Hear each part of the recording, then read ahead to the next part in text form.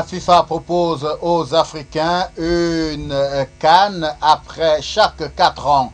La question est bel et bien en discussion et il reste l'approbation des pays africains à travers leur fédération.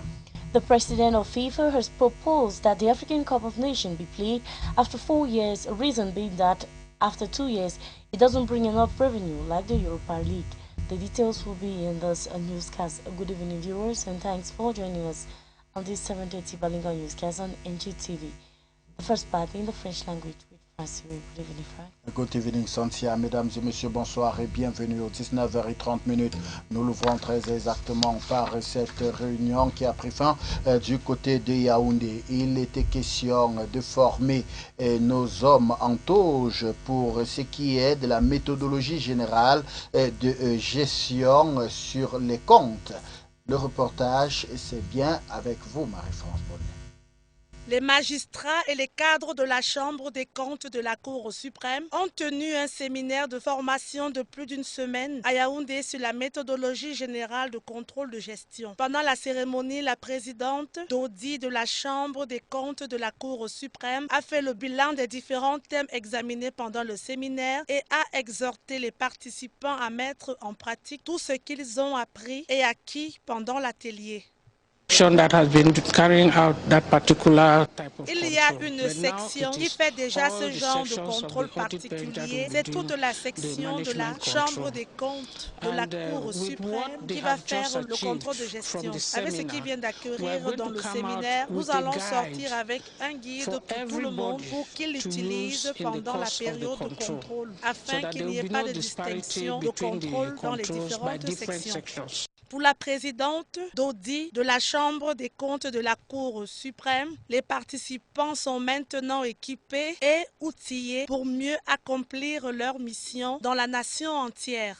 Avec ce qu'ils ont acquis pendant le séminaire, nous espérons que dans les prochaines semaines, ils iront sur le terrain, dans les hôpitaux, les ministères, les communautés pour appliquer ce même type de contrôle. Au cours de ce séminaire de formation, les participants ont été également formés sur la gestion des budgets institutionnels. C'était la frayeur totale. Et nous parlons après, bien évidemment, la Cour suprême. Nous restons du côté de Yaoundé pour parler de cet incendie qui a eu lieu du côté du lycée Leclerc. La nuit du 3 au 4 a été difficile pour les voisins et surtout pour ceux-là qui sont bien évidemment les utilisateurs de cette structure. C'était la frayeur totale, choc et consternation pour la population environnante du lycée Leclerc de Yaoundé dans la nuit de lundi à mardi du 3 au 4 février 2020. Un incendie s'est déclenché dans un restaurant près du lycée Leclerc. Les sources crédibles révèlent que l'incendie aurait été causé par une explosion de gaz. Les violentes flammes, après avoir calciné le restaurant, se sont répandues et ont ravagé la cantine de l'établissement et quelques maisons environnantes. Grâce à l'intervention des sapeurs-pompiers, les flammes ont été maîtrisées. Aucune perte en vie humaine n'a été signalée, mais on note plusieurs dégâts matériels. Après l'incendie, nous allons du côté de Douala ou à la cité des Palmiers. C'est un autre cas de bébé volé qui est signalé. Et il ne se passe plus quelques mois comme le signale des cas de bébés volés du côté de la cité des Palmiers. Les détails de cet acte, c'est avec vous, Marie-Cole Quincy. Un bébé volé à l'hôpital de district de la cité des Palmiers dans le 5e arrondissement de Douala ce lundi 3 février 2020, seulement 24 heures après sa naissance. Le vol s'est produit alors que sa jeune mère, Amandine Siga, dite Mado Madeleine, âgée de 17 ans, porteuse de déficience mentale, qui tentait de lui faire établir un certificat de maternité, pièce nécessaire pour l'établissement d'un acte de naissance. La jeune Amandine a été accostée par une inconnue à sa descente du taxi. Quand ma chaussure, quand je sortais le taxi, ma chaussure était coupée. Elle a pris ma chaussure, elle est partie réparer. J'avais le bébé encore sur moi. Mon oncle s'est venu. Elle a envoyé mon oncle aller chercher la couche. Elle avait seulement le capa. Elle avait un cabaret là, avec les babouches rouges. Elle avait les cheveux détachés sur elle. Cheveux étaient Moi, elle est venue chercher l'enfant là. Elle a vu l'enfant maintenant. Elle dit que mon enfant est comme mon enfant est belle. Elle a les cheveux comme moi-même. Cet inconnu s'est transformé en un ange et a réussi subtilement et discrètement à lui prendre son enfant. La jeune Amandine avait accouché de son bébé dans cette structure sanitaire. Aujourd'hui, malheureusement, elle se retrouve sans son bébé. Cette affaire vient joindre l'affaire de Vanessa Tchatchouk et d'autres victimes. L'on appelle à la vigilance de toutes les femmes. Dit de ce côté, vigilance à toutes les femmes. Mesdames et messieurs, nous parlons de sport. Actuellement, la FIFA propose l'organisation de la Coupe d'Afrique des Nations après chaque 4 ans. On a véritablement envie de se poser la question, pourquoi, Nicodème Tétan? Le président de la FIFA, lors du séminaire du développement des compétitions et de l'infrastructure en Afrique, a assuré que la rentabilité des compétitions de la CAF est très limitée, appelant ainsi les 54 fédérations de la CAF à voter en faveur d'une CAN tous les 4 ans au lieu d'une tous les 2 ans. Pour Gianni Infantino, le président de la FIFA, avec une CAN chaque 4 ans, les recettes de cette compétition seraient multipliées par 4 voire 6. Pour le président de la FIFA, il est donc question de mettre le projet football africain au centre du football mondial. Organisé à Rabat, au Maroc, cet événement a réuni, outre le président de la FIFA, son homologue de la CAF, des délégués des 54 associations membres de la CAF, les légendes du football, des représentants du secteur bancaire, l'objectif étant de canaliser l'engagement, la détermination et la passion de tous les secteurs de football africain. La CAN génère 20 fois moins que le championnat d'Europe. Pour le président de la FIFA, ce changement permettra donc à répondre aux attentes des clubs européens qui se plaignent des départs de leurs professionnels chaque 2 ans pour la Coupe d'Afrique des Nations. Pour le président de la FIFA, la CAF gagnerait à adopter ce modèle en assurant la création d'une ligue africaine interclub où chaque pays sera représenté par 2 clubs. Ce genre de compétition, soutient Gianni Infantino, peut générer 200 millions de dollars par an. Étranger sans transition, mesdames et messieurs, nous allons du côté de la Guinée-Conakry où il est désormais question de report de l'élection et bien évidemment un référendum au même moment appelé par le président de la République. Initialement prévues le 16 février prochain, les élections législatives ont été reportées au 1er mars en Guinée-Conakry. Le report s'inscrit dans la mise en exécution du calendrier personnel du président Alpha Condé, celui de coupler les élections législatives au référendum pour son projet de 3e mandat. Ce scrutin controversé a été boycotté par les principaux partis d'opposition qui dénoncent les conditions de préparation. Et c'est la 2e fois que ces élections ont été reportées. Prévue le 28 décembre 2019, elle avait été reportée s'inédit avant que la date du 16 février ne soit proposée. Mais la commission électorale, qui ferait face à des problèmes techniques, a saisi la Cour constitutionnelle pour demander un énième report du scrutin. Après le report des élections législatives, la commission électorale nationale indépendante réfléchit désormais sur un éventuel couplage du scrutin législatif du 1er mars prochain au référendum constitutionnel. Le président de la République a pris un décret pour reporter ces élections, mais invitant aussi à une révision de la Constitution. Inondation du côté de Rwanda, plus de 13 morts déjà enregistrés de ce côté. C'est bel et bien grâce à de fortes pluies diluviennes qui s'abattent dans la ville. Reportage. Des pluies torrentielles ayant entraîné inondations et glissements de terrain ont entraîné la mort à Kigali d'au moins 13 personnes et de plusieurs blessés. Les averses qui ont commencé depuis dimanche soir ont provoqué des inondations et des glissements de terrain, emportant avec eux plus d'une quinzaine de maisons et rendant certaines routes inaccessibles. Plusieurs disparus ont été retrouvés, et ce qui porte bien évidemment le chiffre à 13 exclusivement, au contraire de près d'une vingtaine propulsés par les médias. De nombreux villages ont été engloutis sous les eaux, ne permettant plus l'accès de toute personne. Et il faut préciser que le transport routier a été impacté, le transport de l'énergie électrique et ferroviaire a été tout simplement perturbé. Et le gouvernement du Rwanda a mis tout en œuvre pour venir en aide des sinistrés et surtout mettre à l'abri les personnes qui ont été victimes de ces inondations. Welcome, dear televiewers, to the second part of this newscast. If you're just joining us, you're watching the 7:30 Balinko newscast on NG Television, and thanks for staying with us. A 10-day-old baby was stolen at the hospital in Douala by an unidentified woman. The baby was stolen from a young nursing mother of 20 who is mentally unstable. The details in this report. An unidentified lady stole a 10-day newborn baby from mother in Douala. Investigation has 2 calls to find the missing baby taken away from the nursing mother at the Cité de Palmier District Hospital. On Monday, a lady is said to have approached the nursing mother, whose name was gotten as Madeleine, when the latter was about returning to the hospital where she had given birth. According to the nursing mother, the stranger proposed to help when she saw that the baby's mother's slippers got bad. Ma chaussure, quand je sortais le taxi, ma chaussure était coupée. Elle a pris ma chaussure, elle est partie réparer. J'avais le bébé encore sur moi. Mon oncle s'est venu.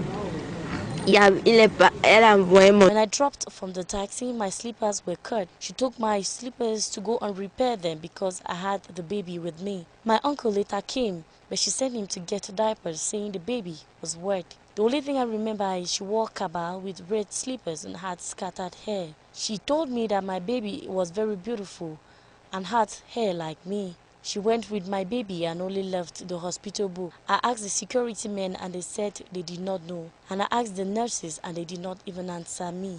J'avais l'enfant, maintenant le carnet. Si vous voyez trouver que le carnet, elle a déposé là. Elle demandait au vigile. Mon enfant est parti, les vigiles ne m'ont pas répondu. J'ai aussi demandé aux infirmières que vous n'avez pas vu mon enfant partir ici là. Personne ne m'a répondu. The Executive Director of Central African Human Rights Defenders Network, Maximilian Gore, presents the scene and attributes the incident to negligence of the hospital management.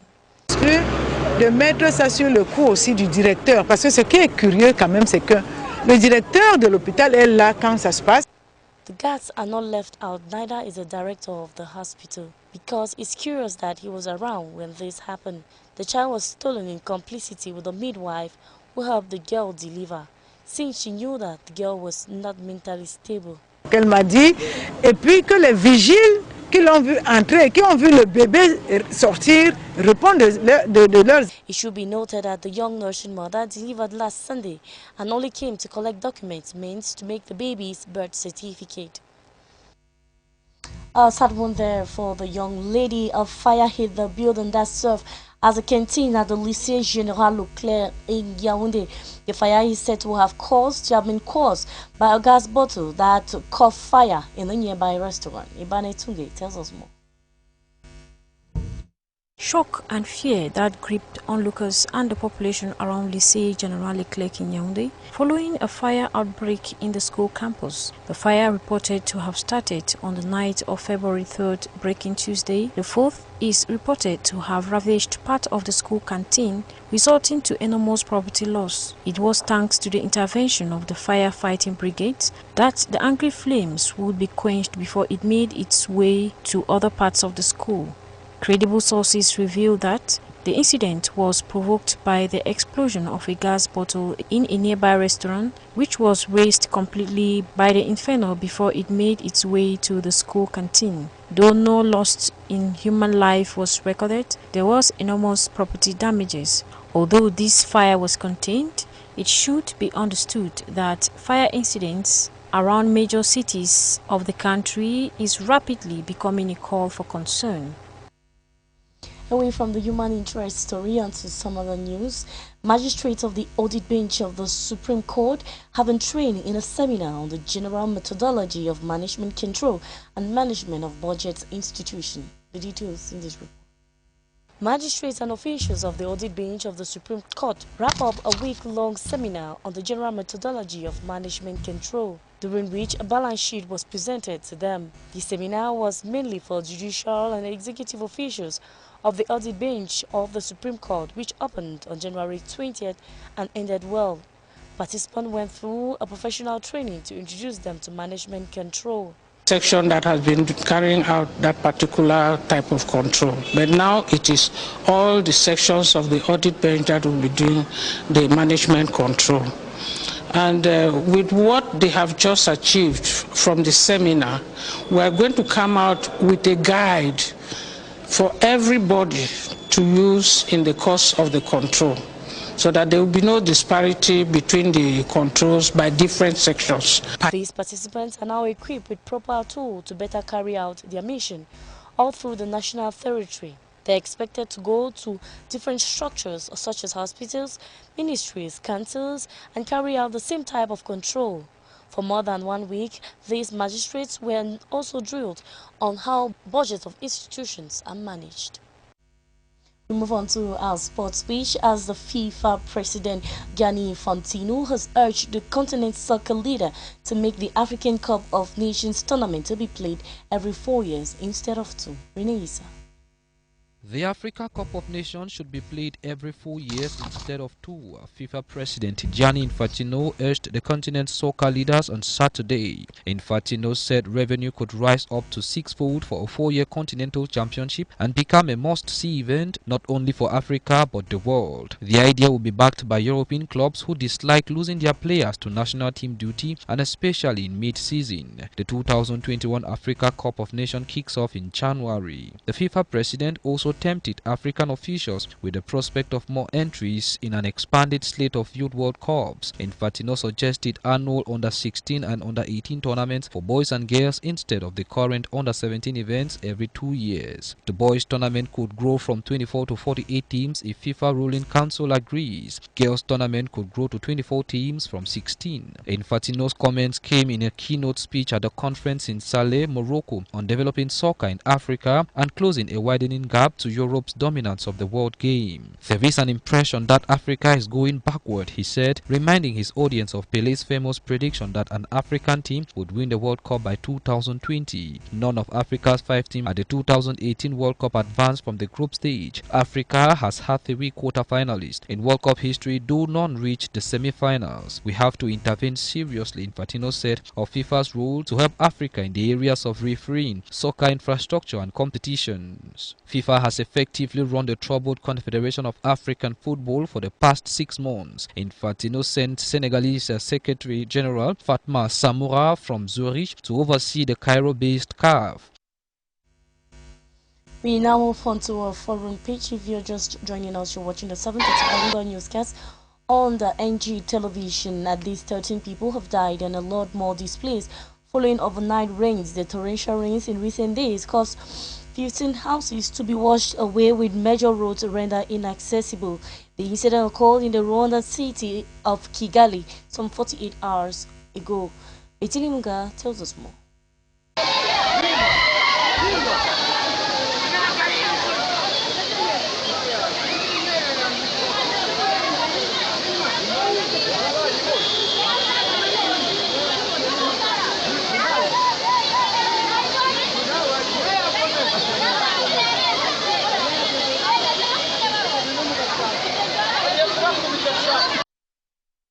The nation Rwanda has seen dozens of deaths caused by torrential rains in recent weeks. The latest downpour that began last weekend caused serious flooding and mudslide that swept away 15 houses in the capital city Kigali, as well as leaving so many roads inaccessible. A number of persons were equally injured and over a dozen displaced. The death toll has risen to 13 given the number of persons who were thought to have gone missing have been found dead. Given the recent incident in line with similar happenings in June last year that killed 3 persons, destroyed homes and washed away farmlands, the Rwandan government has started relocating hundreds of households located in wetlands, including others at risk zones. Meantime, Rwanda meteorologists overhold more rains are expected in the days ahead. Kigali, northern Rwanda are noticed for their hilly nature, making the areas more prone to landslides during this raining season. We end this newscast with this other foreign page as the president of Guinea-Conakry has announced plans to revise the country's constitution. The president made the announcement yesterday as he hopes the referendum be approved by March this year. Betty Lemonga. Des partis politiques, pas tous il est vrai hélas, des organisations de la société civile, des organisations de femmes et de jeunes, les représentants du secteur privé, les élus locaux et les membres des institutions républicaines ont donné leur avis et même indiqué les axes d'amélioration d'une future constitution pour notre État. The announcement comes as the government of Guinea-Conakry braces up to holding polls on March 1, 2020, the same day as planned parliamentary referendum will also take place in March this year, according to information released. Although a majority of citizens have continued to stage up series of protests since October last year over concerns that President Alpha Condé, who is 81 years old, intends to use this platform to extend his mandate, this has however not stopped the president from pushing forward with the plans. And as the electorate is also due to be convened on the same day for legislative and referendum ballots, main opposition parties of the country have vowed to boycott the parliamentary poll. It should be noted President Alpha Condé became Guinea-Conakry's first democratically elected president in 2010 and was however returned to office by voters in 2015 for his second and final 15-year term under the current constitution. When he first launched the consultation on reforming the constitution in September last year, the idea has never been welcomed by the majority citizens and state officials, as a drafted constitution presented in December last year still limits the number of presidential terms to 2 years. It's on that report that we put the cap on this 7:30 Balingo newscast. But before we leave you, a recap of our major story. The president of FIFA, Gianni Infantino, has proposed that the African Cup of Nations be played after 4 years instead of 2 because he thinks it doesn't bring enough revenue like the Europa League. Tout en vous remerciant de votre fidélité, mesdames et messieurs, nous voulons vous inviter à rester en compagnie de nos programmes qui doivent s'achever encore ce jour dans les cours de minuit. D'ici là, portez-vous bien. Demain, 19h30, nous serons encore de la partie. Bonsoir. Good night, Francine.